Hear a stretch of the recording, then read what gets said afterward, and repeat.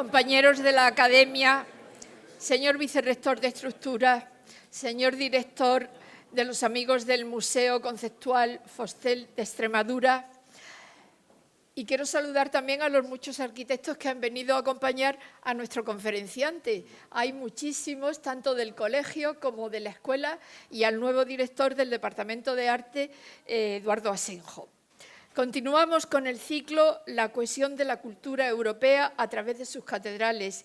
Y hoy, ya en el Ecuador del mismo, nos acompaña el catedrático de Proyectos Arquitectónicos de la Universidad Politécnica de Madrid, don Gabriel Ruiz Cabrero, quien nos hablará sobre la Catedral de Córdoba, integración de espacios y estilos. Como arquitecto conservador de la Catedral de Córdoba, es un tema que conoce muy bien. Se ha escrito mucho sobre ello y siempre está presente en la tradición popular esa reacción del emperador Carlos V recriminando al cabildo y al obispo de Córdoba que al construir un coro cristiano al estilo de la época se había destruido algo único en el mundo. Bueno, pues ahí está. La pericia y sensibilidad del arquitecto Hernán Ruiz, que guardando las proporciones y armonía de las arquerías islámicas, llevó a cabo una obra de gran calidad que también es única en el mundo, aunque la diversidad de estilos prevalece. De esta magnífica catedral que mantiene o ha mantenido, creo que polémicamente, el título de Catedral Mezquita, nos hablará Gabriel Ruiz Cabrero, quien será presentado por el académico de la sección de arquitectura, Rafael Martín Delgado.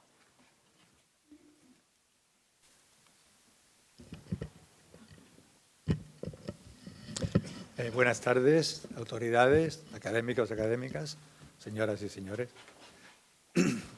Dentro de este ciclo dedicado a las catedrales no podía faltar uno de los ejemplos más sugerentes, un edificio que ha sido el más importante lugar de culto de dos religiones y que gracias a ello se ha podido conservar hasta nuestros días.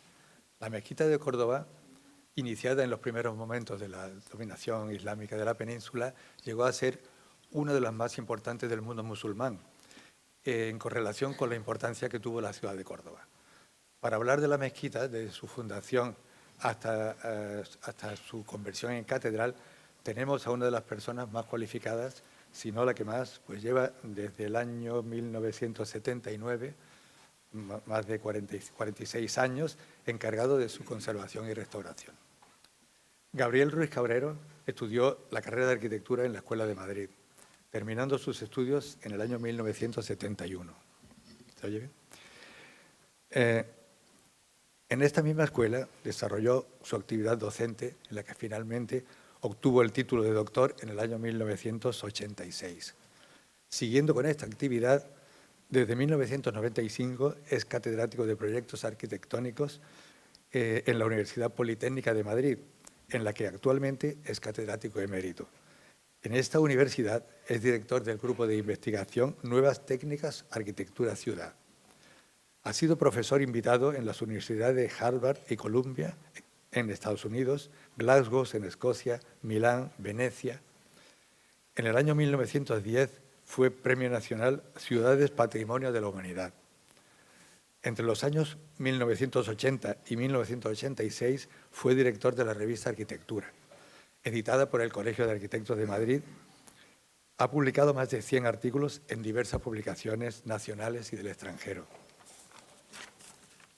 Desde 1979 hasta la fecha, es arquitecto restaurador de la Mezquita Catedral de Córdoba, de la que había redactado el plan director en 1996, que revisó recientemente en 2023. Anteriormente, había realizado un estudio de detalle del entorno de la misma catedral.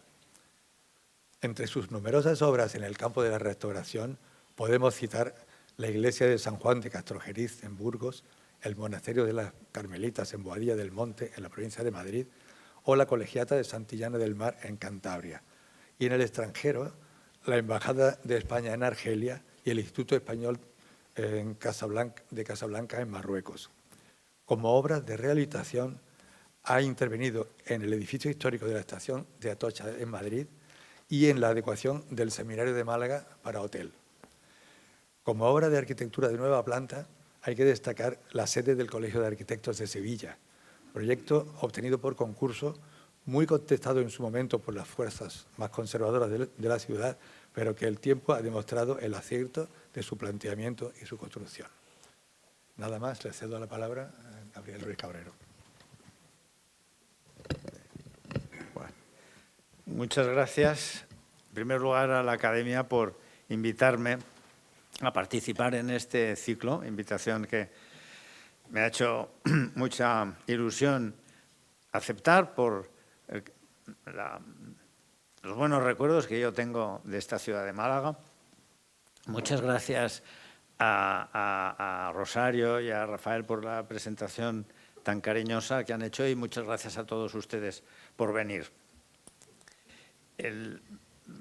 Voy a hablar efectivamente de la restauración o de la conservación de la Catedral de Córdoba, Mezquita de Córdoba, que tengo lo primero que decir que es una obra que casi desde el primer día estoy haciendo junto con Gabriel Rebollo, que somos como estas parejas de hecho laboral que se prolonga durante años y años, con otros colaboradores que hemos tenido. Ahora un sobrino de Gabriel, Paco, se ha incorporado al equipo, pero y no solamente con él, porque esta obra la hacemos con arqueólogos, restauradores, aparejadores, canónigos, obreros, vivos y muertos. Porque una cosa que aprendes cuando trabajas en un edificio como este es la deuda que tienes con los autores del pasado, deuda y el privilegio de una conversación que se prolonga a lo largo de los siglos y que profundiza en edades muy lejanas. El edificio acaba hablándote, los autores del edificio acaban hablándote a través de las piedras del edificio de una manera muy intensa. Hay que saber escuchar. La primera condición de un restaurador es escuchar al edificio. El edificio es quien te dice lo que tienes que hacer, no eres tú quien inventa nada, ¿no? Esa es la primera cuestión. La segunda cuestión que quiero decir para empezar es que cada edificio es una situación y son muy distintas todas ellas. Aquí cabría, en esta analogía que los restauradores de arquitectura nos gusta, que es la analogía médica, hablar de los edificios como enfermos. En realidad lo hacemos porque, como ustedes saben, Ruskin, el gran escritor inglés, dijo eso de que los edificios que están dañados son como enfermos que han de morir, y igual que es imposible resucitar a un muerto, es imposible restaurar un edificio, ¿no? La crítica italiana supo corregir esto y llevar esa metáfora de la muerte a la de la enfermedad. Los edificios que se restauran son como enfermos a los que hay que cuidar. Y entonces podemos decir que no hay enfermedades si no hay enfermos. Lo que yo voy a decir de este edificio seguramente no se puede trasladar a otros edificios distintos, y los criterios y los principios de restauración son particulares de cada edificio. Voy a hablar, voy a hacer una pequeña introducción diciendo cuáles son los criterios con los que nos manejamos, luego voy a narrar las intervenciones fundamentales y finalmente voy a poner algunas pequeñas unas imágenes, pocas imágenes de lo que estamos haciendo en este momento, ¿no? He querido empezar con esta imagen, que es un dibujo que hice hace ya más de 40 años, en realidad, porque tuve el privilegio de bajar al aljibe de Almanzor, que es lo que tienen ustedes en la imagen, abajo la planta, con un sabor tan clásico, y arriba la sección. Ahí aparecemos, fue casi como un retrato, el dibujo se llama Visita del canónigo archivero al aljibe de Almanzor, porque fue una aventura verdaderamente maravillosa entrar por esa chimenea por la que ustedes ven en el dibujo que estamos a punto de entrar, era como Indiana Jones entrando entre lianas de todas las raíces de los naranjos hasta llegar abajo, que era un lugar proceloso y maravilloso. Lo que quiero decir es que el arquitecto, la herramienta fundamental del arquitecto es el dibujo. Y yo debo toda mi larga carrera a la decidida voluntad que tuve desde el principio de dibujar mucho el edificio y conocerlo y transmitir ese conocimiento a través del dibujo. En este edificio las técnicas que utilizamos de construcción son con las que se construyó el edificio. No me parece alejarme de los tiempos actuales utilizando técnicas ancestrales, técnicas del siglo IX, como son todas estas. Quiero decir que la arquitectura es una actividad muy viva y la construcción contemporánea es tanto la construcción con los aceros más modernos y los vidrios más inmensos y más especiales, como esto que está haciendo aquí este operario, que es hacer un pavimento de chino cordobés, lo llamamos en Córdoba, que es una solería de piedra recibida sobre un lecho de arena y que se sujeta y se recibe solamente por la tensión superficial que se produce entre las piedras. Y me gusta esta imagen porque creo que hay que aproximarse a la restauración así, de rodillas, ¿no? con esta humildad.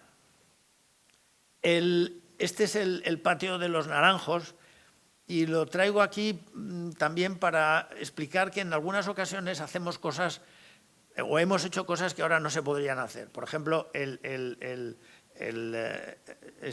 este banco que ven ustedes aquí corrido lo hicimos porque don Ricardo Velázquez Bosco, magnífico arquitecto que trabajó en este edificio, rebajó este suelo que estaba antes a esta altura, y lo rebajó buscando una solería que luego se la tuvo que inventar porque no existía, una solería que él pensaba que estaba delante del edificio.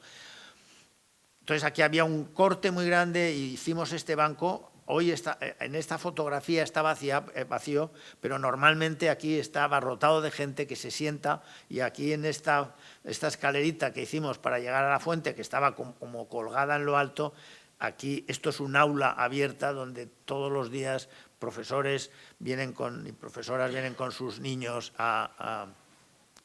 y les dan clases. Esto es un pináculo de piedra, como ven ustedes aquí a medio labrar, y también lo que quiero contar con ello es insistir en esta idea de que trabajamos con tejas recuperadas de derribos antiguos y con inmensas piezas de piedra que se labran en el lugar. O sea, las técnicas, insisto, técnicas ancestrales. Hemos hecho cosas como sustituir columnas que había. Esta basa es nueva y este fuste también es nuevo, el capitel en cambio se ha recuperado. Y en ocasiones hemos alterado lo que había. Por ejemplo, aquí derribamos unos cerramientos muy toscos que había para recuperar estos arcos que son almohades, de las pocas piezas almohades que hay en Córdoba, y recuperamos esta transparencia con la Galería Norte, había una escalera que se estaba cayendo de fábrica y la sustituimos por esta escalera de madera, de manera que se consiguiera la transparencia y se abre esta opción de subir por la escalera mirando en varias direcciones y conociendo el edificio. La principal actividad que tenemos es muy modesta. A mí en una ocasión hablando de nuestros trabajos, alguien me dijo, bueno, una señora que era arquitecto y un buen arquitecto me dijo, qué lástima que la mayor parte del tiempo estáis dedicados a obras de conservación que son de una modestia muy grande. Y yo le dije, es al revés, esas obras de aparente modestia son precisamente en las que más disfruto, por lo menos yo, el utilizar estos materiales antiguos, pero utilizarlos bien, o sea, hacer lo que se ha hecho siempre, pero hacerlo bien, hacer lo que han hecho otros y hacerlo lo mejor posible. Aquí, como ven, toda esta teja que estamos colocando, me entretengo en explicar que hacemos unas recogidas de pluviales de plomo con su ladrillo. Esto es lo que llamamos una alcatifa. Cuando yo llegué a este edificio y levanté para hacer la primera restauración, una cubierta, me encontré con esto, que era una lámina de yeso muy ligera.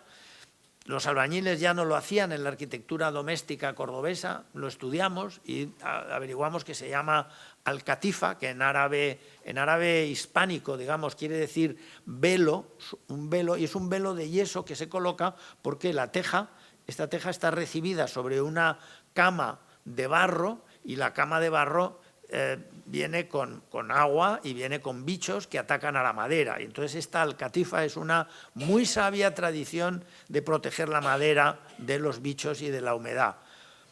Las tejas, como ven, estamos próximos a utilizar una técnica romana de canales y cobijas de distinta forma y de distinta dimensión, de manera que las canales son mucho más abiertas y las cobijas son mucho más cerradas, de manera que casi como que tenemos entonces unas canales muy abiertas que nos recuerda a la construcción romana.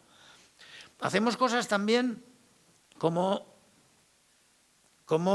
estas líneas de vida, estas barandillas tan livianas, porque claro, los albañiles subían a las cubiertas siempre jugándose la vida, y eso evidentemente no puede ser.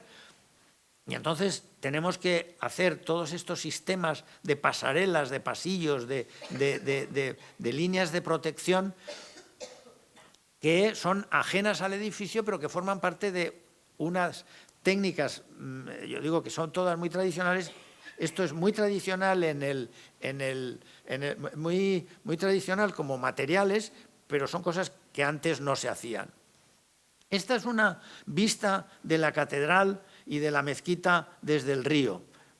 Esta es una vista muy importante porque cuando se venía a Córdoba, a la Córdoba califal, desde Sevilla, desde Jaén, desde Málaga, se llegaba por que es el puente romano, que se mantiene perfectamente. Aquí ven ustedes el perfil de la mezquita y sobre ella salir todas estas piezas de las que luego hablaremos, que son las que se construyeron en el proceso de conversión de la mezquita en catedral. Esto es el palacio, que fue primero el palacio visigodo, luego palacio emiral y luego, que es lo que es ahora, lo que es hoy en día, que es el palacio del obispo. Antes había una pasarela que venía justo desde aquí hasta el palacio, una pasarela el sábat por donde el califa Abderramán al-Hakam II venía, que llegaba hasta este nivel, por aquí, por este nivel, llegaba para no, decían los textos árabes, para no interrumpir el rezo. Era también por eso y por seguridad. Pero esto fue derribado, este puente que había aquí, que lo que establecía era una continuidad entre la muralla, digamos, el cerramiento de la mezquita y el palacio emiral, de manera que cuando se venía a través de este puente se veía un gran y potentísimo muro y a través de él se entraba. Esto es una cosa también que está en la historia. Los romanos decían que el primer monumento de una ciudad era la puerta de entrada. ¿Por qué?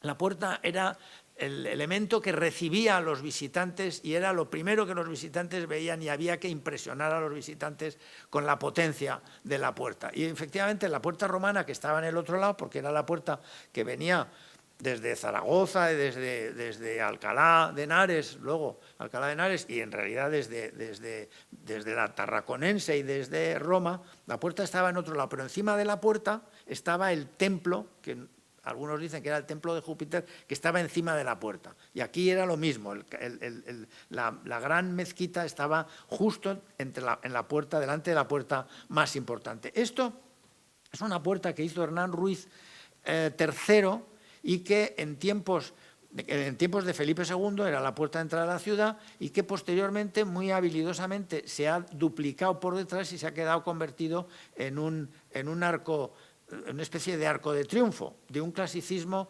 fascinante. Yo aquí vine con un arquitecto italiano muy famoso, Aldo Rossi, y cuando le conté esta historia que acabo de decir, me decía que era imposible, que una puerta de esta categoría era una puerta romana seguro y que yo estaba equivocado. Pues no estaba equivocado, pero a los italianos, en cuanto ven una cosa de un clasicismo indiscutible, piensan que es italiana, ¿no? No. Este es la planta de la catedral, es una planta que yo he dibujado varias veces. Primero la dibujé a lápiz, luego la pasamos a tinta y aquí hicimos el esfuerzo de digitalizar el trabajo para utilizarlo. Es una planta que es muy parecida a la planta que dibujaron Arnal y Villanueva, los académicos, cuando iban de Granada. Habían recibido el encargo, como ustedes saben, de hacer un levantamiento de la Alhambra, y cuando pasan por Córdoba, Hermosilla, que era el jefe de la expedición, escribe a la academia y le dice: no podemos pasar por Córdoba sin dibujar este edificio, y se detienen y lo dibujan. El dibujo que hicieron Arnal, que hace la planta, y Villanueva, que hace las secciones, es exactamente esto. Es decir, nosotros no podemos decir que hayamos añadido nada, hemos corregido cosas. Yo lo he dibujado, no lo he calcado, me lo he dibujado midiéndomelo, porque he necesitado dibujármelo yo, no calcarlo de otros, sino dibujármelo yo, en este proceso de conocer el edificio. Y aquí ya podemos ver cosas muy definitivas, de las que luego hablaremos. Ven ustedes que la mezquita de Abderramán I, que llamamos mezquita fundacional, era la que por el oriente tenía este límite, por el sur este de aquí, esto era el oeste, este era el cerramiento al patio, y con esta misma dimensión se cerraba, estos son los restos del alminar primero, y por aquí se cerraba, de manera que la primera mezquita era una mezquita cuadrada y era una mezquita construida por arquitectos romanos, es decir, de la segunda Roma, arquitectos de la tradición bizantina. Esto es muy importante porque, claro, Abderramán I encarga en el año 785-86 esta construcción, cuando ya se está muriendo y no había arquitectos musulmanes. En realidad la arquitectura islámica era muy joven todavía. El primer edificio, los primeros edificios que se construyen, los construye Al-Walid, son la cúpula de la roca, que algunos dicen que es anterior, pero yo creo que es del 711, me gusta decir que es del 711, porque Al-Walid es sus tropas son las que conquistan Hispania y lo convierten en Al-Ándalus. Es decir, la primera obra que construyen los musulmanes es exactamente del año en que conquistan Hispania. Y luego también inmediatamente hacen Al-Aqsa, este edificio es muy parecido a Al-Aqsa, y la mezquita de Damasco, que también es de 711, 713, en fechas muy parecidas. Y también aquellos edificios están construidos por arquitectos bizantinos, porque los musulmanes no habían construido nunca y no tenían arquitectos, ni albañiles, ni eran gente de una tradición nómada. Pues esta es la primera mezquita. Claro, hay que decir que esta primera mezquita, de lo que vemos ahora, muy poco es de la mezquita de Abderramán. Siempre decimos la mezquita de Abderramán II, pero los suelos son de Velázquez Bosco, son del siglo XX, y los techos también son del siglo XX, y las pinturas de las paredes, todo es del siglo XX. Pero repitiendo lo que se había hecho antes, Abderramán II hace una extensión que llega hasta aquí. Esta es la segunda quibla, la quibla de Abderramán II. Esta era la quibla, aquí estaba la quibla de Abderramán I. Esto que quedan aquí son los restos de los contrafuertes de Abderramán I. Hasta aquí llega Abderramán II. Abderramán II es bisnieto de Abderramán I. Seguramente no le conoció, pero debió de oír hablar a su padre y a su abuelo del gran fundador de la dinastía, el gran príncipe que había venido huyendo por todo el norte de África de los abasíes y había conseguido reconstruir un emirato, es decir, un gobierno omeya en Hispania. Y entonces Abderramán II replica al identique, como dirían los franceses, la mezquita de Abderramán I, la hace igual. Es muy sintomático porque ya su hijo Muhammad, cuando hace esta puerta de aquí, cuando reconstruye esta puerta, ya introduce unos elementos distintos porque ya se ha consolidado la técnica de la construcción. En época de Abderramán II ya hay una cantería en Córdoba y se hacen ya muchos capiteles, son de Abderramán II, construidos ya en Córdoba. Abderramán II fue un personaje importantísimo también, por otro lado, hace una biblioteca muy importante y se trae muchísimas cosas de Harún al-Rashid. Harún al-Rashid, que había sido el gran califa de Bagdad, comete la torpeza de dividir su reino entre dos hijos, se pelean entre ellos y todo se va al garete. Y Abderramán II se trae muchísimos libros de Bagdad y se trae otra cosa que es muy importante, que a mí me divierte mucho, que se trae el dragón. El dragón era la joya más famosa que tenía la concubina predilecta de Harún al-Rashid. Era un collar maravilloso que se lo compra Abderramán II y a través de don Álvaro de Luna acaba siendo propiedad de Isabel la Católica.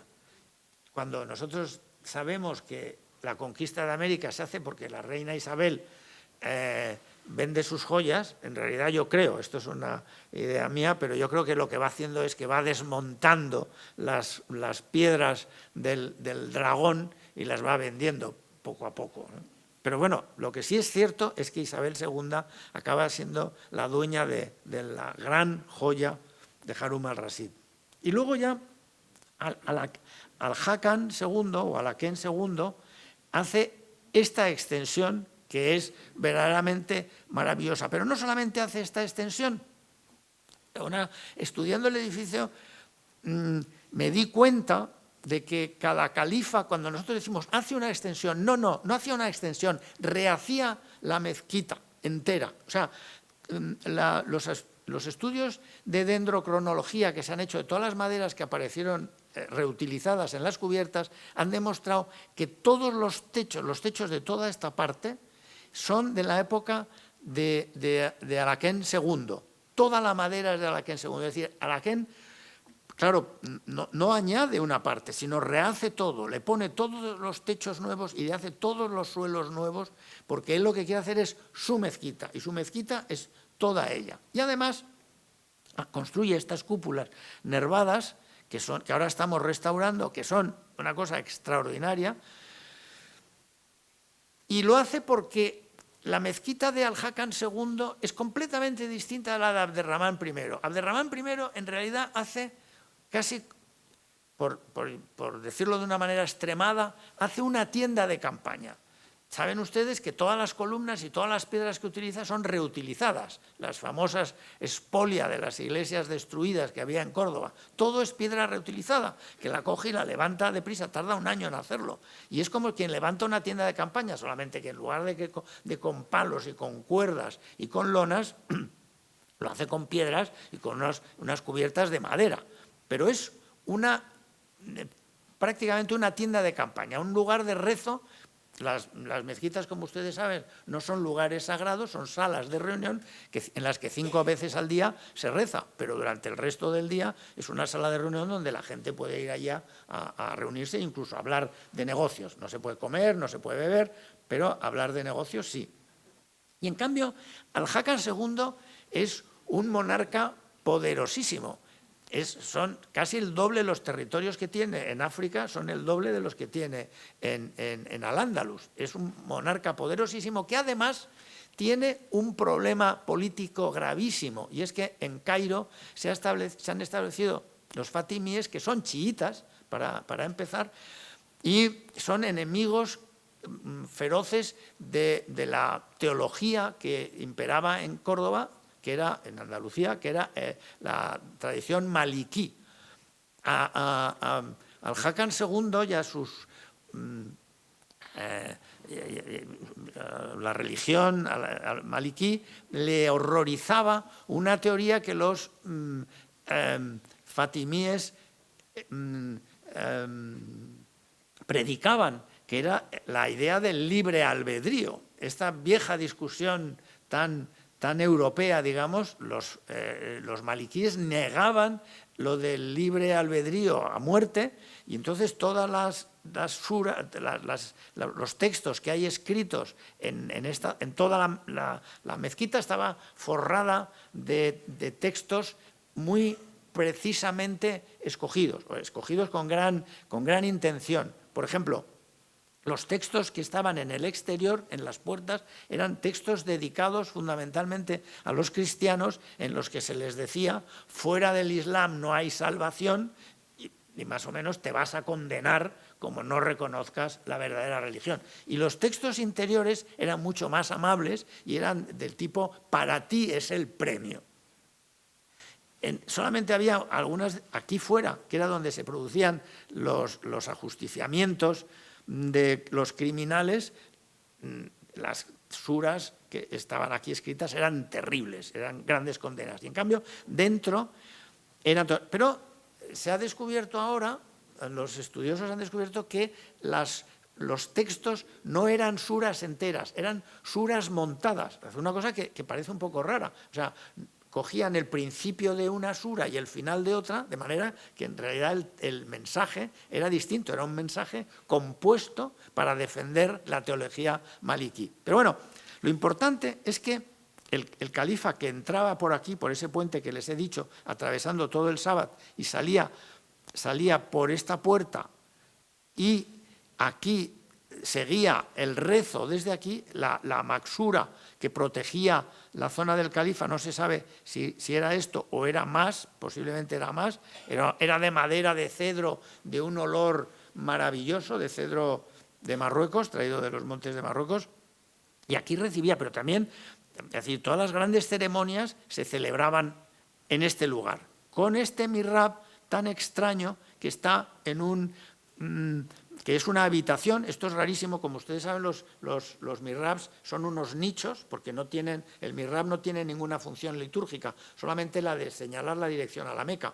Y aquí se hace una auténtica habitación. Esto es porque, vamos, esta es una interpretación mía, yo creo que esto es deudor de las iglesias visigodas. Las iglesias visigodas tenían detrás del altar mayor, que estaría aquí colocado, tenían una habitación que era donde dormía, donde vivía el monje que cuidaba del recinto religioso.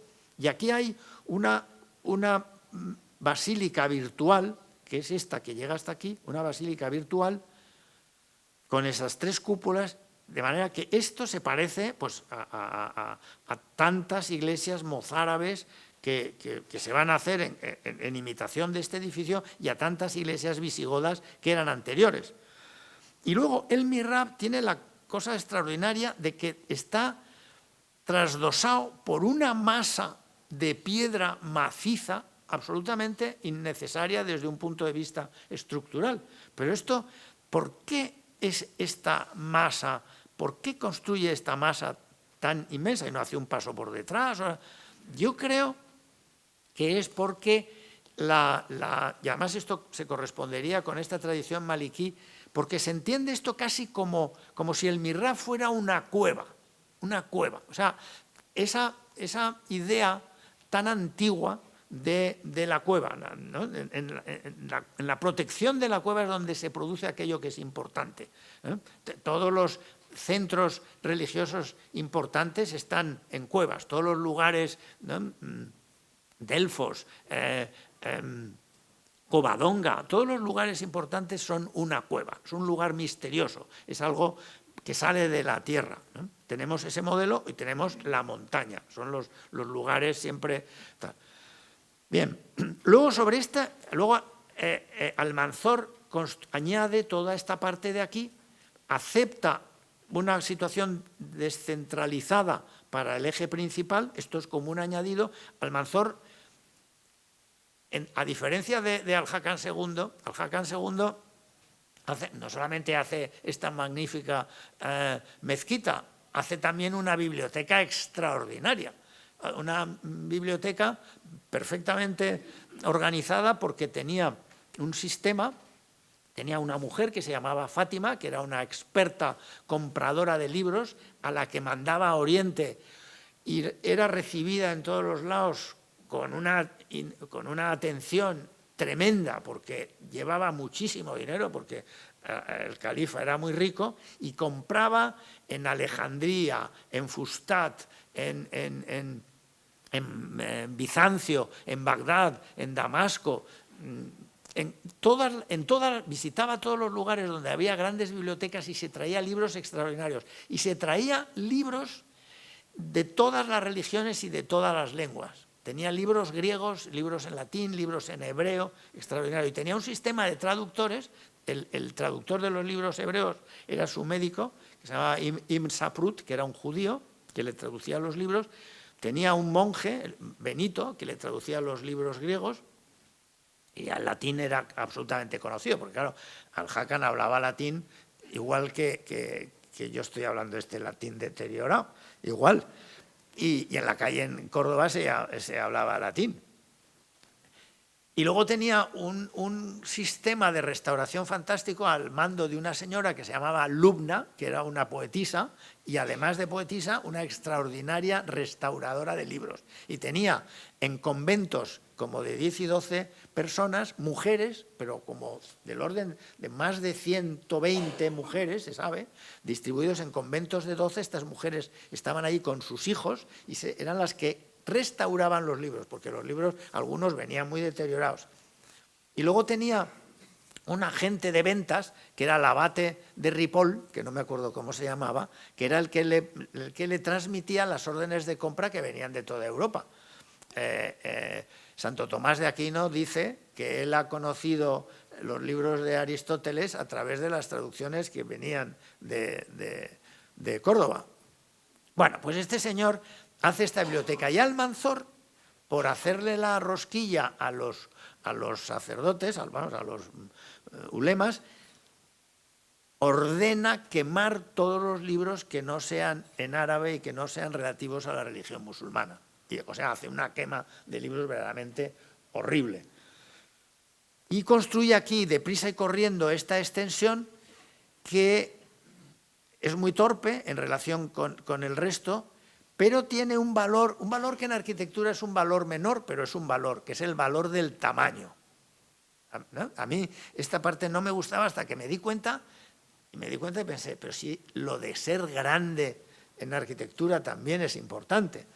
Y además remata esta pieza gigantesca, cuadrada, que tiene un valor muy grande. Entonces, en ese momento, cuando llegan aquí los cristianos, cuando Fernando III conquista en 1236 la ciudad, hay un momento, hay muchas relaciones padre-hijo en este edificio, y una de ellas muy importante, bueno, pues Abderramán I, Ixén, que es el que remata lo de Abderramán I, etc. Pero los Hernán Ruiz, de los que luego hablaremos. Fernando III, hay una descripción muy bonita de que cuando Fernando III entra en Córdoba, entra a caballo por el puente romano, y a su lado tiene al infante don Alfonso, que tiene 14 años en ese momento, y se queda impresionado. Alfonso entrará en este edificio y se queda maravillado. Y Alfonso escribe una carta al Cabildo y le dice que no se toque nada, porque esta es una obra maravillosa. Y si hay que arreglar algo, recurran ustedes a los descendientes de quienes construyeron esto. Pensaba él que eran musulmanes, y efectivamente ya a partir de Abderramán II lo eran, pero habían sido, como antes decía, en origen cristianos. De manera que al principio no se toca nada, y la catedral era esta especie de inmenso cuadrado que estaba cruzado por la quibla de Abderramán II, es decir, la quibla de Abderramán II era esto, y Almanzor la prolonga, repitiendo las mismas pilastras. La quibla de Abderramán I venía por aquí hasta aquí,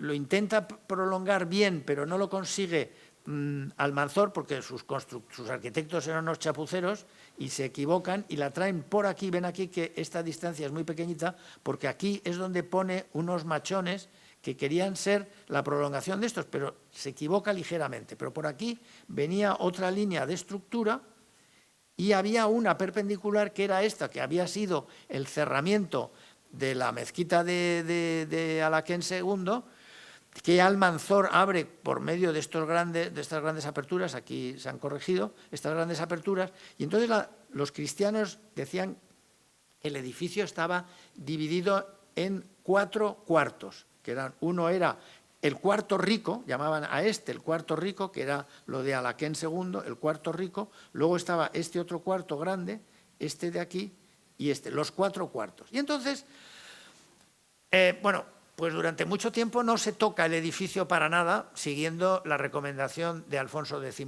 Pero, bueno, solamente se hace una cosa muy importante, y es que en época de los Reyes Católicos se hace esta nave gótica, porque lo que sí hacen los cristianos nada más entrar es que colocan la capilla mayor aquí, que esta es lo que llamamos ahora capilla de Villaviciosa, y que en realidad era el vestíbulo de entrada a la extensión de Aljácan. Este era el espacio más grande sin columnas, por lo cual aquí se coloca la capilla mayor. Y también tiene otra ventaja, y es que permite, bueno, aquí estas columnas como estas venían aquí en dos hileras, de manera que esto se convertía como en una iglesia de 3 naves, una basílica de 3 naves, que además estaba orientada a oriente. Como ustedes saben, en la religión cristiana el sol es una metáfora de Jesucristo, porque da la vida, de manera que en lugar de rezar en la dirección de la Meca, una equivocada pero pretendida dirección de la Meca, se rezaba en dirección hacia el nacimiento del sol. Esto está así hasta que en época de los Reyes Católicos, en 1488, se derriban estas columnas que había aquí, se hace una bóveda de madera muy rara, con unos arcos fajones de piedra y una bóveda de madera. Y que no sabemos muy bien, yo en un libro que he escrito hace poco me invento una historia que se tienen ustedes que comprar un libro, voy a hacer propaganda, que se llama Invención y réplica, pero si les interesa lo que estoy contando, ahí está mejor contado. Y ahí me invento la historia, me invento, quiero decir que la traigo un poco por los pelos, lo digo, que esto lo hicieron unos carpinteros ingleses, porque esta es una bóveda muy parecida a las bóvedas que hacían los ingleses, de madera, una bóveda. Pero también puede ser que es la teoría de Gabriel Rebollo, que puede ser que fueran carpinteros que vinieran con Fernando el Católico, carpinteros catalanes, porque el Salón del Tinel de Barcelona son arcos también, arcos fajones, pero solamente que es un techo plano. O sea, lo que sí es cierto es que es una cosa, digamos, como prerrenacentista. Estos son unos casetones de madera. Bueno, de manera que aquí estaba la capilla mayor. Entonces, en 1527 llega a Córdoba un personaje importantísimo, que es don Alonso Manrique, que era el hermano pequeño de Jorge Manrique, el poeta, hijo del almirante mayor de Castilla, es decir, una familia poderosísima. Don Alonso, que era un sacerdote muy potente, muy importante, se enfrenta con Fernando el Católico cuando Fernando pretende quedarse como rey de Castilla, y don Alonso Manrique le dice: no, es doña Juana la heredera, usted no. Y entonces Fernando el Católico le mete en la cárcel, le condena a muerte, está a punto de matarle, pero era muy importante este señor, de manera que lo exilia. Y él se va con el futuro emperador, con el joven Carlos, a Gante, y está en el grupo de españoles que están alrededor del joven Carlos. Y ahí él se educa y ve las catedrales góticas, y de manera que Cuando llega a Córdoba no entiende esta catedral, que es una catedral de techos bajos de madera, no la entiende, él necesita la altura de una catedral gótica. Y entonces encarga esta catedral al arquitecto, que era el conservador, que ya había restaurado, Hernán Ruiz, que ya había restaurado todas estas galerías y había hecho esta puerta y muchas cosas más, le encarga que haga una catedral con una traza gótica.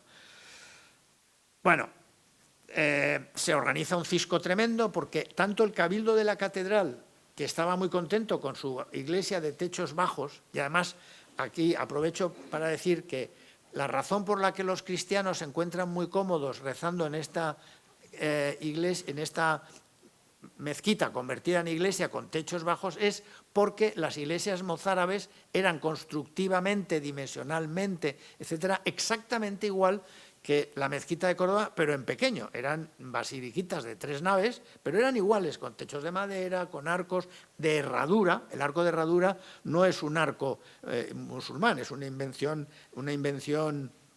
bizantina, que en España, en Hispania, tiene un éxito tremendo, en Hispania y en el norte de África. En Francia no hay apenas, solamente en la zona de la Provenza por influencia española. En Italia no hay arcos de herradura. El arco de herradura es una especie de enamoramiento formal de los hispanos, de los hispanos romanos, no de los visigodos. Porque cuando decimos la arquitectura visigoda, no, los visigodos eran unos guerreros y unos políticos. La base culta de la sociedad eran los hispanos romanos, los que en palacio escribían y redactaban los códigos de justicia, etcétera, eran los primos de San Isidoro y de San Leandro, y eran los hispanos romanos. Y a estos hispanos romanos eran a los que les gustaba el arco de herradura. Bueno, pues los cristianos estaban muy confortables aquí, y los sacerdotes del cabildo también. Y además el cabildo de la ciudad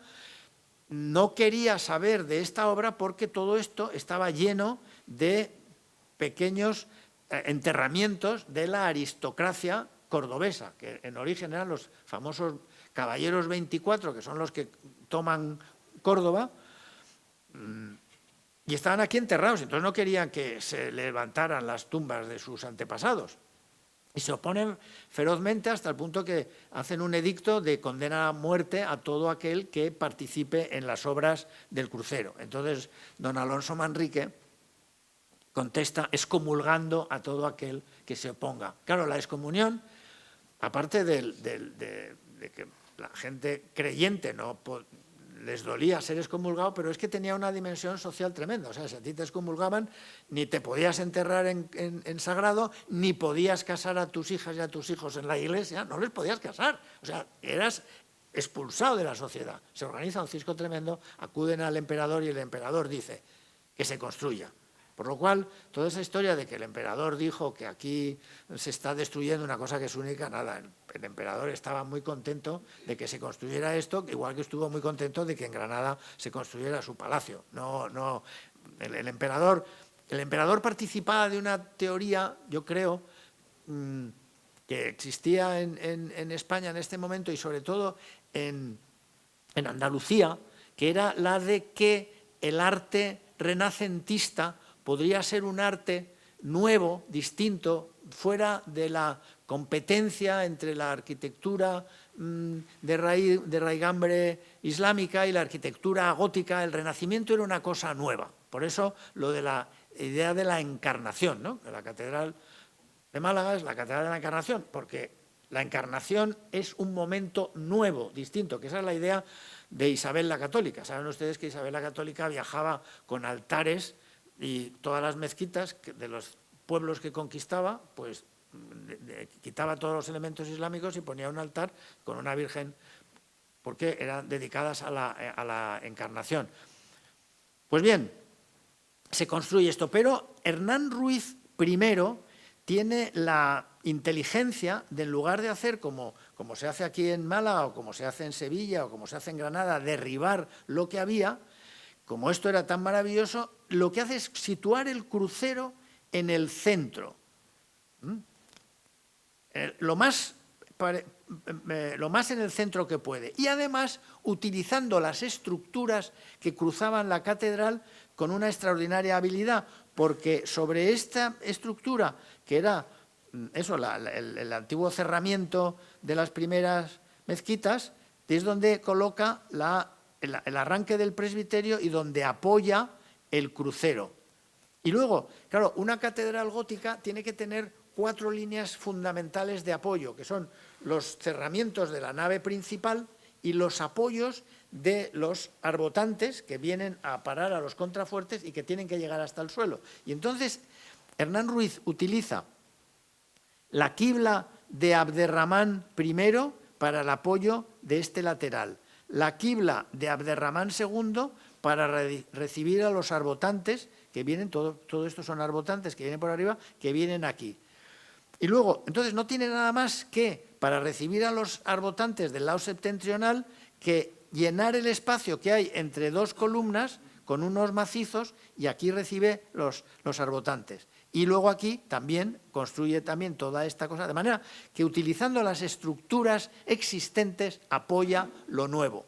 Pero es que es más que eso, porque claro, para construir todo esto tiene que desmontar en realidad todo este perímetro, es decir, todas estas columnas las desmonta y luego las vuelve a montar exactamente donde estaban, solamente que en lugar de ponerles un techo de madera, les pone unas bóvedas de piedra, que son muy buenas porque reparten, ¿no?, arriostran, digamos, los grandes pilares del crucero, y además ya tienen la misma altura que la madera, con lo cual son un elemento de transición muy importante y muy bien conseguido. De manera que Rafael Moneo dice en un texto muy bonito que se llama La vida de los edificios, dice que Hernán Ruiz consiguió dar sentido a todos estos muros que estaban allí un poco como de cualquier manera. Eso es una cosa que a mí me parece muy bonita, porque en realidad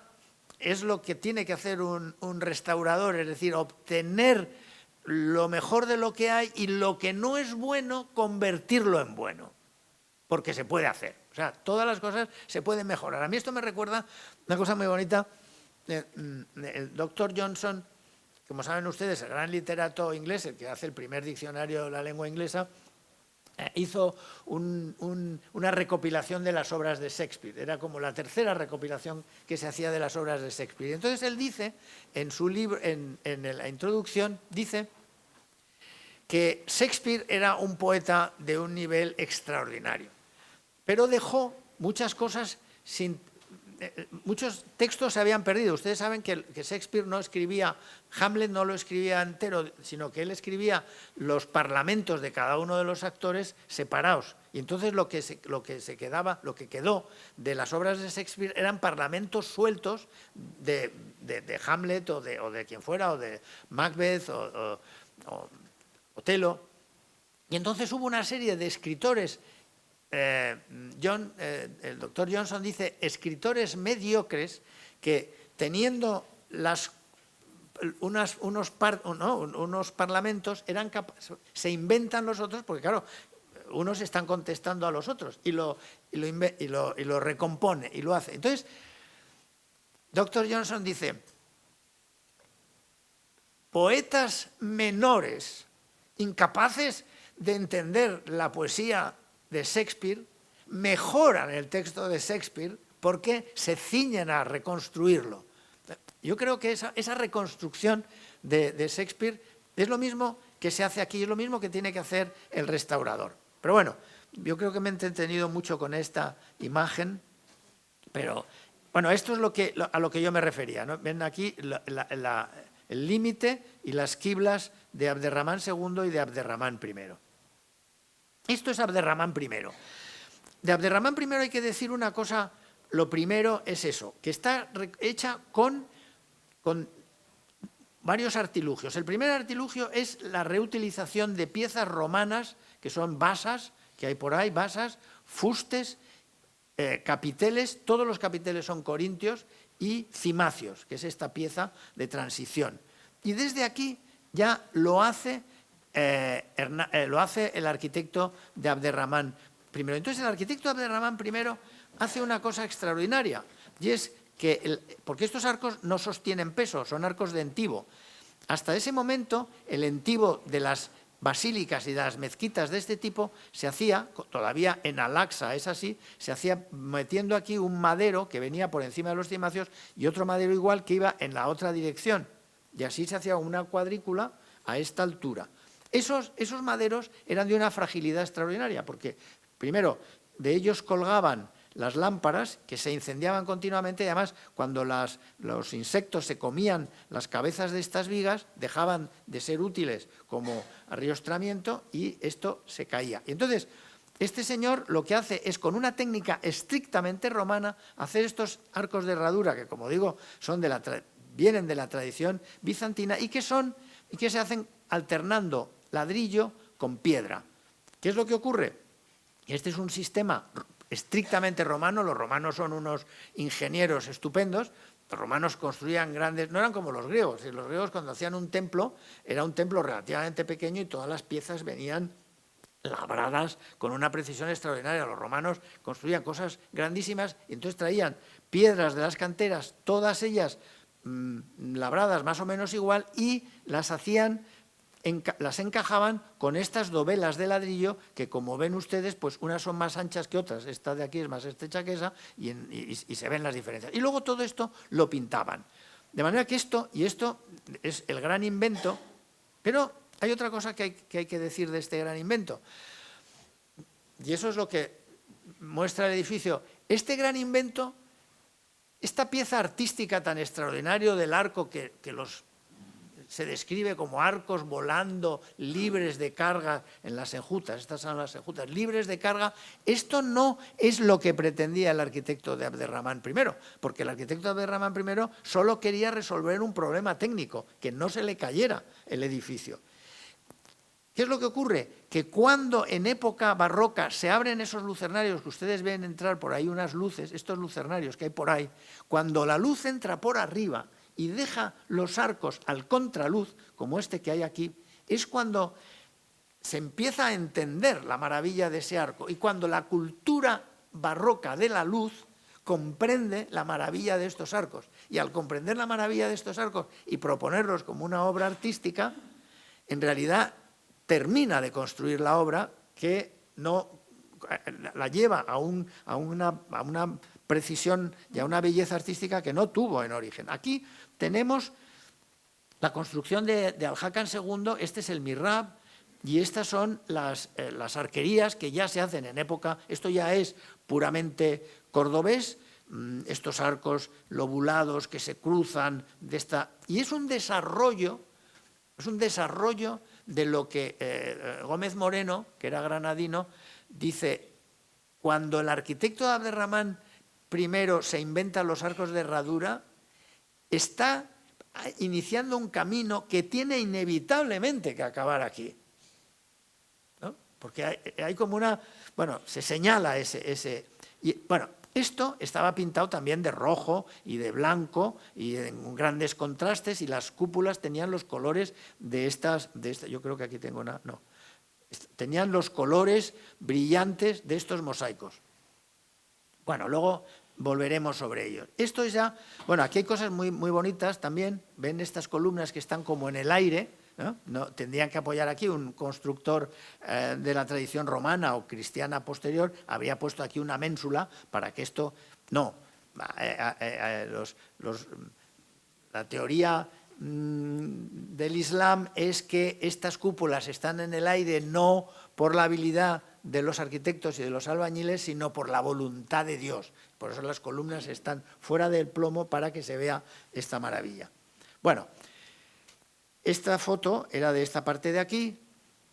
Este es un dibujo también que hemos hecho ya con algunas novedades con respecto a lo que había dibujado Villanueva, porque esto no estaba así, esto es nuevo. Ahora nosotros estamos restaurando todo esto, ya todo esto lo hemos restaurado, ahora estamos cerrando estas cubiertas de aquí y estamos empezando a hacer el proyecto del arreglo de esto, que esto está muy mal y hay que arreglarlo. Bueno, aquí es otra vez el esfuerzo por dibujar cosas que ya se han dibujado, pero dibujarlas para comprenderlas, para entenderlas bien. Este dibujo también lo hicimos, son las cubiertas. Este es un dibujo, a mi juicio, muy importante. Nos llevó muchísimo tiempo, porque tiene sombras propias y sombras arrojadas. Y este edificio explica cómo surge todo el mundo cristiano. Estos son los lucernarios que yo les decía antes, que meten la luz y que permiten entender los arcos a contraluz. Este es el gran crucero de los Hernán Ruiz. Esta es una cúpula de Hurtado, aquí están las 3 cúpulas. Esta es la nave gótica. Y ahora nosotros queremos convencer a la Delegación de Cultura, eso es lo que vamos a presentar ahora, que restaurar todo esto, porque el Ministerio de Cultura ha restaurado la cúpula, ha restaurado... Ay, esto se ha ido a una dimensión. El Ministerio de Cultura, no está aquí, ha restaurado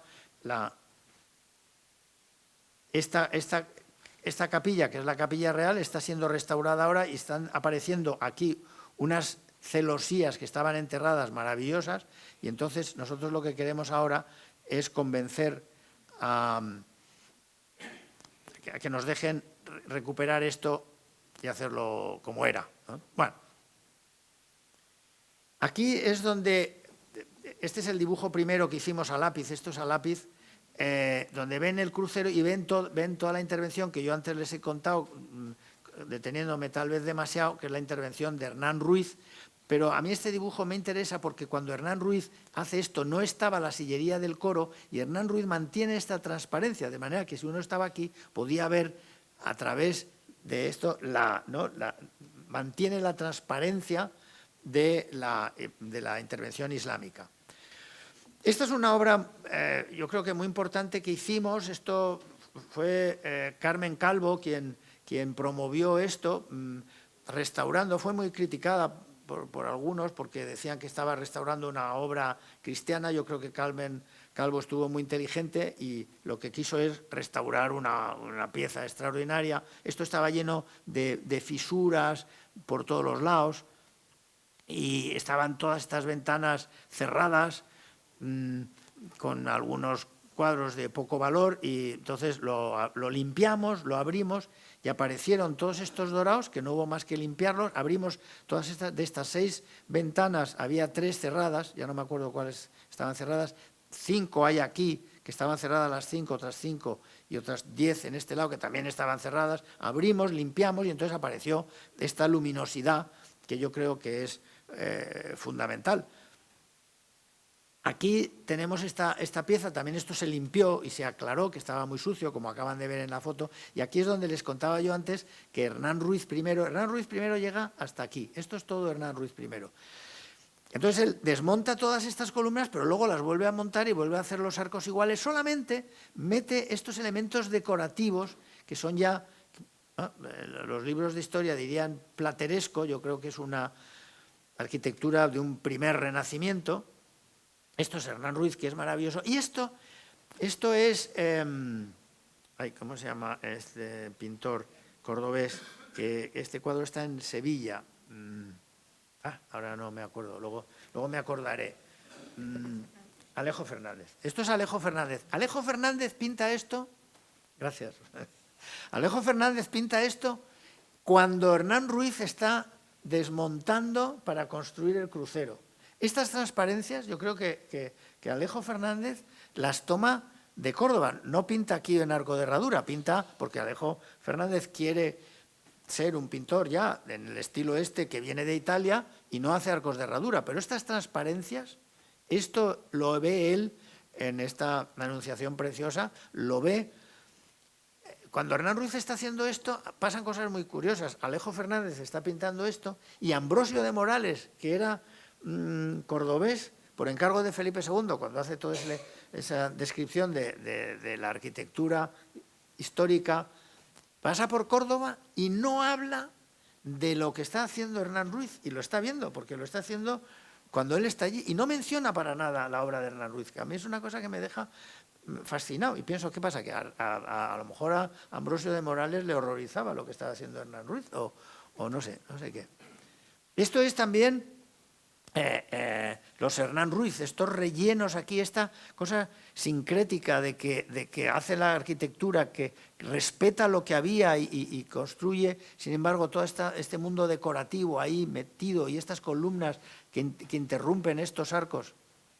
Esto es Arbasia, esto es también contemporáneo de los Hernán Ruiz, es una cosa fascinante. Esta es la capilla del Sagrario, que Arbasia lo pinta entero y cuando estás aquí dentro no sabes si estás en una iglesia bizantina o dónde, porque es una cosa extrañísima y es de una belleza extraordinaria. Son unos frescos magníficos. De Arbasia son también los frescos que están aquí en Málaga, en el presbiterio, ¿no? Arbasia luego, por cierto, se va a Italia y desaparece. Es un misterio. Este es el Patio de los Naranjos. Esto es 1604. Y esto es otra cosa maravillosa. A mí me gusta decir que este edificio, que es tan fantástico, tiene 5 momentos geniales. Hay momentos malos, hay momentos buenos, y hay 5 momentos geniales. A mí me parece que se podría describir al genio como aquel que hace una obra indiscutible. O sea, uno va al Museo del Prado, se pone delante de las meninas y todo el mundo se fascina con las meninas. Y si es un niño pequeño, dice, como yo le he oído, papá, el perro parece de verdad, ¿no? Y si es un gran estudioso, empieza a hablar del mundo imaginado por Velázquez, lo que sea, ¿no? Aquello. Bueno, hay 5 momentos aquí magníficos, que son Abderramán I, Al-Hakan II, Alfonso X, cuando dice que no se toque, es una construcción maravillosa por abstención, los Hernán Ruiz y este patio. Este patio lo hace un señor que era de Santander, como yo, que se llamaba Reynoso, que es un tipo inteligentísimo, que hace este patio. Este patio, los naranjos están puestos a la distancia que se ponen los naranjos para poder recoger las naranjas. Es decir, este es un patio que es un patio, digamos, es un hortus conclusus, es un patio, es un jardín romano, porque les gustaban a los romanos así, jardines cerrados, pero que no solamente producían belleza y admiración porque cantaban los pájaros y se oían las fuentes, es que eran productivos. Y este es un patio productivo. El otro modelo que tiene el mundo islámico de los patios, que es el patio persa es un patio simbólico, porque simboliza la fuente de agua en el centro que sale en las 4 direcciones del espacio nutriendo la vida. Es la metáfora esta persa. Este no, este es un patio productivo. Y yo creo que maravilloso. Entonces, este señor abre un venero en la sierra y trae es una obra de ingeniería espléndida, trae el agua hasta esta fuente y desde esta fuente se repartía en toda la colación de Santa María. En época cristiana se hacen obras de las que no se menciona nada. Esta es la Capilla de la Inmaculada, que la hace el obispo Salizanes. El obispo, esto es después de una pelea tremenda que hay en España, desde luego, pero yo creo en el mundo católico, entre los dominicos que se niegan a que se reconozca el dogma de la Inmaculada, y los franciscanos, que son los grandes defensores de la Inmaculada, de la idea de la Inmaculada. Entonces, cuando Salizanes es nombrado obispo de Córdoba, construye esta capilla en honor de la Inmaculada, que es una pieza verdaderamente extraordinaria, de mármoles y tal y cual, que estamos ya es el principio de lo que va a ser la Ilustración. Es el momento en el que se van a poner en marcha las academias y es el momento en el que se decide que no se deben hacer los retablos de madera dorada, sino que tienen que ser de piedra. Y esta es una pieza para mí extraordinaria.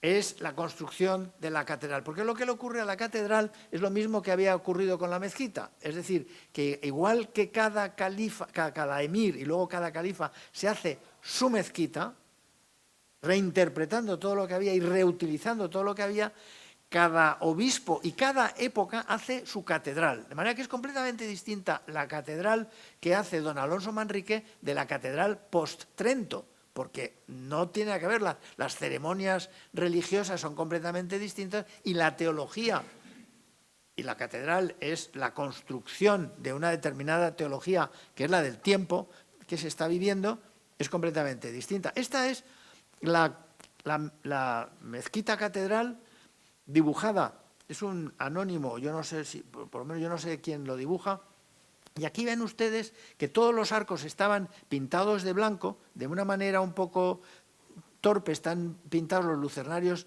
que la luz entraba por arriba, estas bóvedas barrocas, todo estaba pintado de blanco. Este es un momento que la catedral debió de ser maravillosa, toda pintada de blanco, toda iluminada desde arriba, que es la catedral que vieron los turistas que venían de toda Europa y la que vio Villanueva y la que vio Arnal y la que maravilló a todos con las luces desde arriba.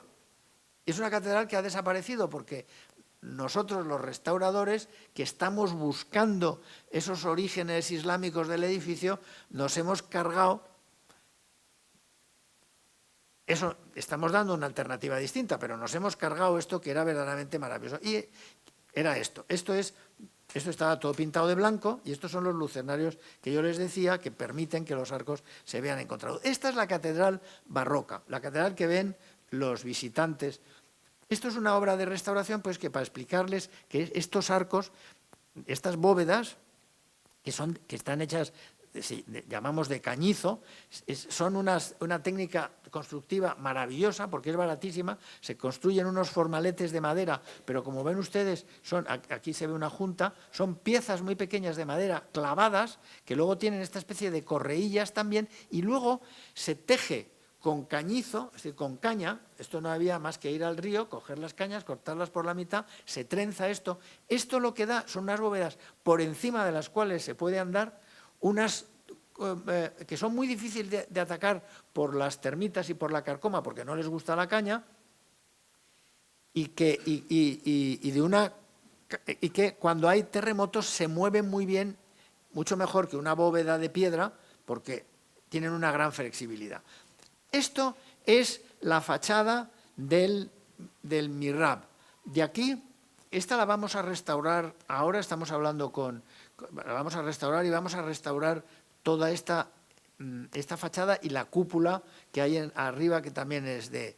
Esto lo construye Alaquén II y le escribe una carta al emperador de Bizancio, que no me olvidaré nunca cómo se llamaba, porque se llamaba Nicéforo Focas, que es un nombre precioso, y le escribe y dice: querido primo, envíame esos artesanos que saben hacer el mosaico. Y hay dos razones importantísimas por las que Alaquén II hace estas cúpulas de mosaico que en el occidente del Mediterráneo hacía siglos que no se construían.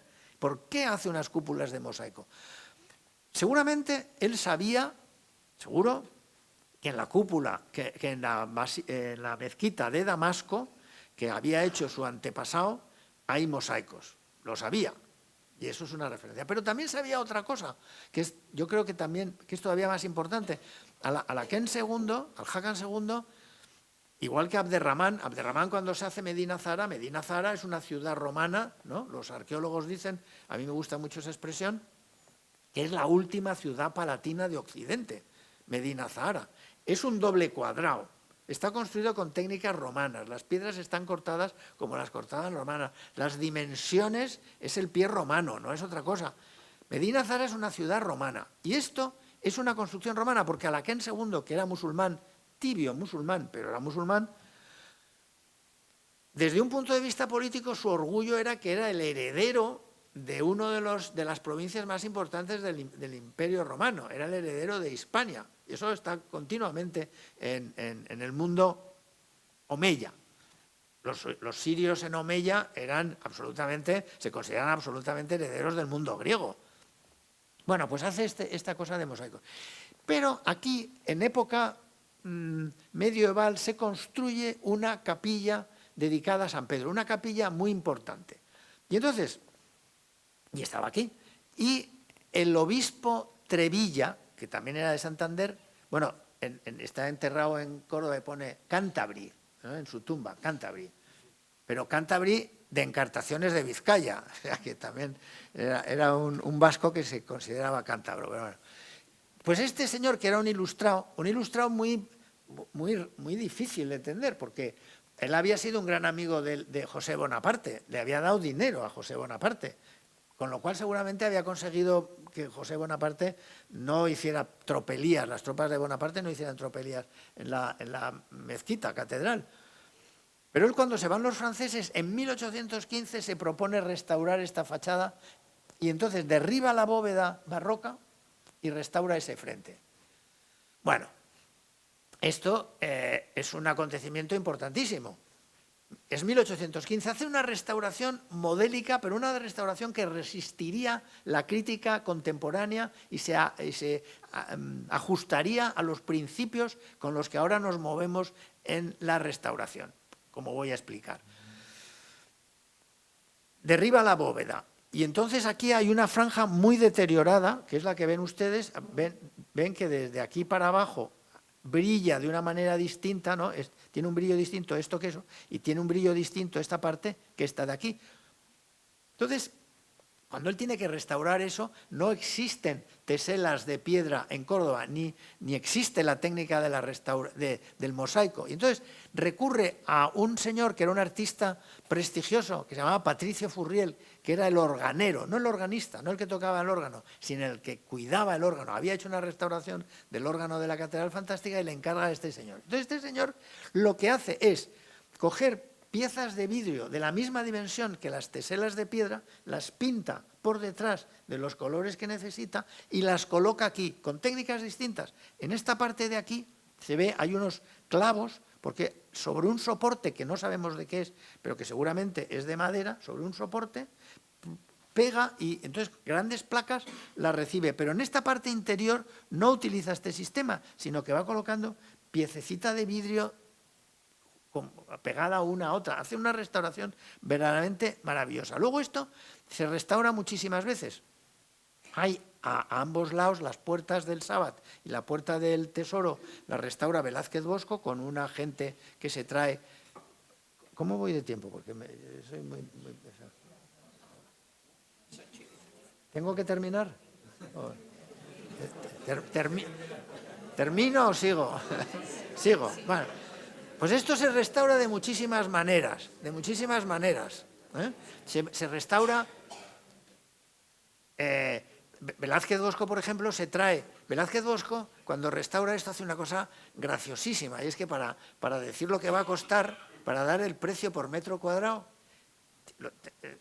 hace un proyecto que lo tenemos perfectamente conservado. Entonces dice que los únicos que saben hacer esto es en Venecia, y que entonces hay que mandar a un oficial y a un ayudante a Venecia a que aprendan a hacer esto. Y entonces el precio lo monta diciendo: viaje en vagón de tercera de 2 personas, Córdoba, Venecia, pensión en Venecia durante no sé cuántos días, llega a la conclusión de lo que cuesta eso, luego pone el material, lo divide entre los metros cuadrados y así da el precio del metro cuadrado. Es una cosa graciosísima como compone. Pero luego no lo hace así, porque luego descubre que una cosa muy pintoresca, y es que en París, claro, esto es 1920, en París, los rusos blancos que han huido por la Revolución Soviética se están construyendo muchas iglesias. Y están utilizando mosaicistas que vienen de Italia. Y entonces Velázquez Bosco se trae a un italiano que está haciendo mosaicos en París y es el que hace esto al final. Bueno, de manera que de muchas maneras distintas se va componiendo todo esto. Nosotros empezamos con esto hace muchísimos años. Román Fernández Vaca, que está aquí, nos ayudó muchísimo, porque quien hizo los estudios de todo esto, estudios que duraron más de un año, porque algunas cosas, por ejemplo, los análisis de humedad que se hizo duran un año, porque tienes que meter unos testigos y durante un año. Bueno, el Instituto de Sevilla lo hizo maravillosamente. Para mí fue un triunfo que el Cabildo confiara como lo hizo en el instituto y se hizo un estudio magnífico. Ahora estamos restaurando por arriba y todas las cubiertas, hemos conseguido ya impermeabilizar todo bien, tal, y estamos a punto de restaurar esto. Entonces hemos llamado a unos expertos italianos, bueno, pero ahora esto se lo cuento ahora. Esto es como ven ustedes cómo está. Si haces veis que está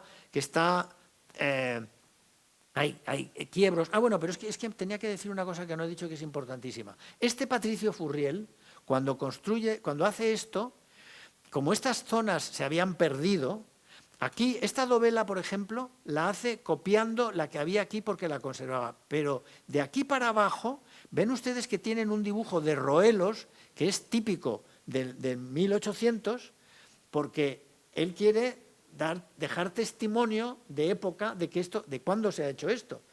Y esto se hace en 1815, el gran patrono maestro de la restauración en Europa, que es Viollet-le-Duc, tenía un año, porque había nacido en 1814. Entonces, este edificio de la Mezquita de Córdoba, que es maravilloso por las obras que se hicieron en época islámica y en época cristiana, es también un lugar pionero en el terreno de la restauración. Bueno, esto luego les diré más. Esto es de Velázquez Bosco. Velázquez Bosco se inventa las puertas exteriores, también las restaura, dibuja estos planos en tinta negra lo que existe y en tinta roja lo que él hace. Él lo hace, pues estas partes de aquí porque las tiene aquí al lado y entonces va copiando y tal, pero se lo inventa completamente porque hemos visto que toda esta parte de aquí no existía. Y Velázquez Bosco, como ve que en el interior, esta es una foto del interior, que el Al-Hakan sí lo había hecho, pues él lo hace igual, pero se lo inventa. Todo esto es completamente inventado. Esto ahora está, digamos, prohibido por los principios y los criterios de restauración. Tú no te puedes inventar esto, pero sin embargo este invento de Velázquez a mí me parece delicioso y ha dejado unas puertas preciosas, aunque son bastante falsas. Tan falsas que, igual que, así como Patricio hace esas cosas de vidrio, aquí, en una de estas puertas, no sé si en una de estas puertas yo vine con unos arquitectos argelinos que se indignaron, pero muchísimo, y les dije, bueno, ¿qué pasa? ¿Por qué están ustedes tan enfadados? Dice, no, porque aquí lo que dice es, ya saben ustedes que en las puertas se fechaban con un texto, y en una de estas dice, se construyó esta puerta siendo califa de Córdoba, Dios le tenga entre los santos, su majestad Alfonso, hijo de Alfonso. Bueno, no, pero ¿cómo? Eso era Velázquez. Después de Velázquez Bosco viene Flórez. Flórez, que era granadino, Flórez hace estas acuarelas maravillosas y yo creo que las hace porque Flórez era ya muy rusquiniano, es decir, Flórez era de la Institución Libre de Enseñanza, que es una institución verdaderamente imprescindible en la historia de la cultura española y no eran muy cristianos, pero eran muy rusquinianos, ¿no? Tienen una gran relación con Inglaterra y yo creo que estas acuarelas, que son maravillosas, son mejores que las que hizo Ruskin en Venecia. Pero esta manera, esto es como decir, está así mejor que como lo podamos nosotros restaurar. Es la teoría de Viollet de no tocar. Y Flórez, que estuvo muchos años como restaurador, no hizo nada. O sea, la gente dice, pero qué desastre, no hizo nada. Y digo, bueno, es lo mejor, no hizo nada. Es decir, lo dejó todo como estaba. Es una cosa... Bueno, y entonces llegamos nosotros que sí hacemos cosas. Por ejemplo, esto que estaba tapiado, pues lo abrimos con gran... Esto no sé si nuestros colegas de la Delegación de Cultura me dejarían ahora hacerlo, pero entonces lo abrimos y abrimos esto. Y yo creo que es fantástico, ¿no? Aquí solamos todo esto. Esto estaba muy mal con esto. Hicimos y abrimos esto, ¿eh? También esto lo hicimos con Carmen Calvo, lo de arriba. Aquí ven ustedes que había un problema porque por este sitio, este faldón quedaba más bajo que el cumbrero de la nave del coro y por aquí entraba el agua y esto no había manera de arreglarlo. esto estaba muy deteriorado, había muchísimas ventanas cerradas que les he contado, antes les decía que había 6 que estaban cerradas, de las 6 no eran 3, eran 2, esta de arriba, el óculo S y esta parte, estas de aquí estaban todas cerradas, esta también, y entonces esto lo abrimos todas estas, levantamos aquí, esto lo hicimos con más miedo que vergüenza, porque yo estaba pensando esto cuando se vea, nos van a colgar por los pies. Y entonces lo que hicimos, bueno, aquí tuvimos una historia que yo no me puedo dejar de contar. Cuando digo que nosotros hacemos con gente de todas las edades y con gente importantísima que son los obreros. A los obreros, a mí me acusan, hay gente que me acusa de que escucho demasiado a la obrería, me gusta llamarla así, pero es que saben muchísimas cosas. Y bueno, nosotros aquí habíamos hecho un proyecto para restaurar esta cúpula, para levantarla, y el proyecto estaba a nuestro juicio muy bien hecho, pero nos habíamos dejado una partida importantísima, que era que al desmontar todo esto había que bajar todas estas tejas al suelo y no habíamos previsto la partida de bajar todas las tejas al suelo y volverlas a subir. No había manera, no encajaban los números. Entonces el encargado de la obra me dijo, ¿y si colocamos aquí unos andamios, les ponemos y todas las tejas las acumulamos en estos andamios? Entonces al hacer eso hicimos como una pared, ¿no?, que impedía que desde la calle se viera lo que estábamos haciendo. Y además no bajábamos las tejas al suelo.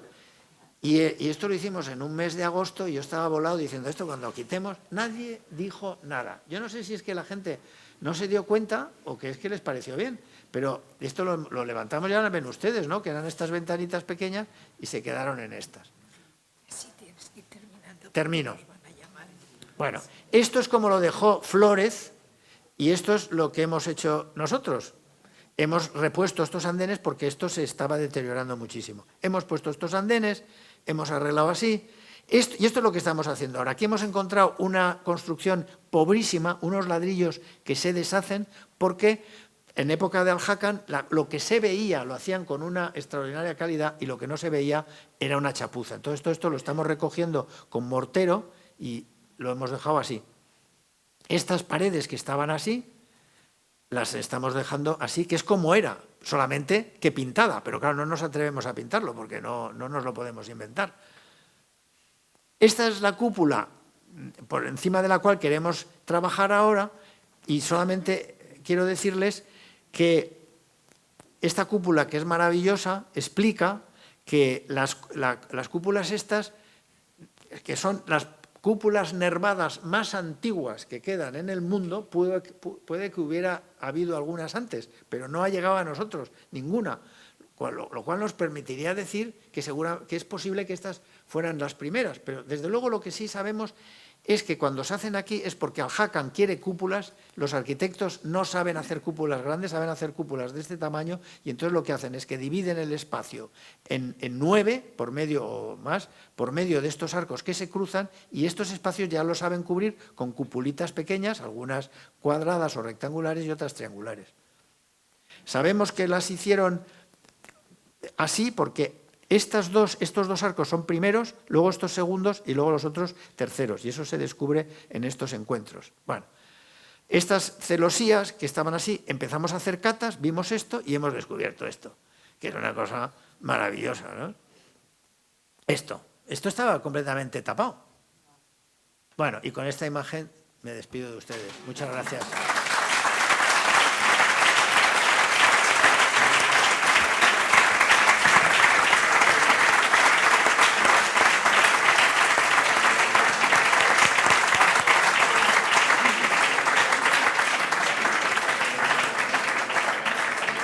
Bueno, pues muchas gracias, Gabriel, por esta magnífica lección. Hemos aprendido muchísimo y, desde luego, había mucho más, eso está claro. Y también quiero darle las gracias a todos ustedes, ese público que nos acompaña una y otra vez y con los que estamos encantados. Les voy a dar algo más de información. Hoy es nuestro último pleno, pero no clausuramos porque el día 8 de julio tenemos la presentación de un libro de Gabriel Albiach, El eclipse del Padre, que va a ser presentado por José Manuel Cabra, académico numerario, y Ignacio Gómez de Liaño, académico correspondiente, y Bieito Rubido. Eso será el día 8 de julio a las 7 de la tarde.